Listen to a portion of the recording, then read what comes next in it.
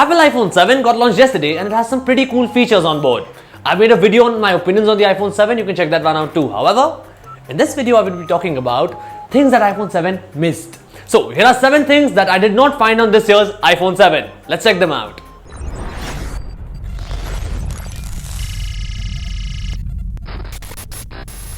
Number 1. Same old design. I did not like the design of iPhone 6 when it arrived because it was too rounded, too curvy, too slippery, and it has too much bezel both on top and bottom. When iPhone 6s was announced, I could not complain because S variants have the same design as the predecessors. However, I had some hopes from iPhone 7. It was disappointing.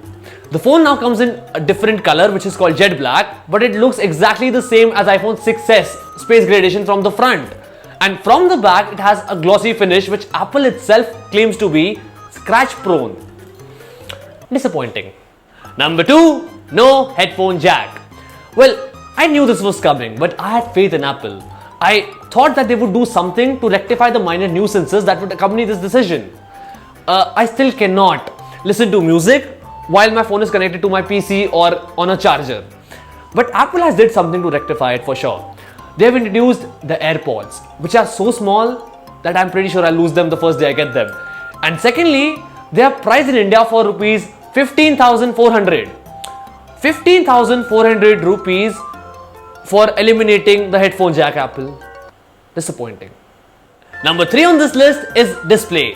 While Apple did make some improvements in the display this year, making it 25% more brighter, adding a wide color gamma to it, yada yada yada, it is the same 2-year-old display in terms of screen size and resolution, which means even after selling your kidneys, you would not get a Full HD display on the iPhone 7.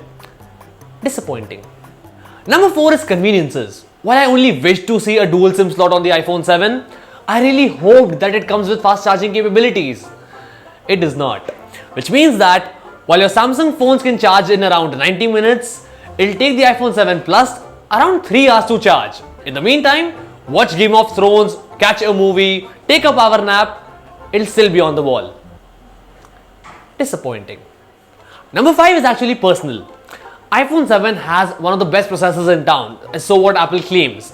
And I agree with it because the processor is now a quad-core CPU, and if Apple can kick ass with a dual-core CPU, I don't know what all it can kick with 4 cores on board. However, I was expecting to see at least 3 GB of RAM on board. And the rumors said that it is going to feature a 3 GB RAM, but it does not. The phone still has 2 GB of RAM. And it does not matter because the experience is going to be smooth, I'm sure of it. But it kind of hurts when you think that OnePlus 3 for half the price gives you thrice the amount of RAM than the iPhone offers you. So I wish to see that what all Apple could have done with an extra gig of RAM. Slightly disappointing. Number 6 is pricing.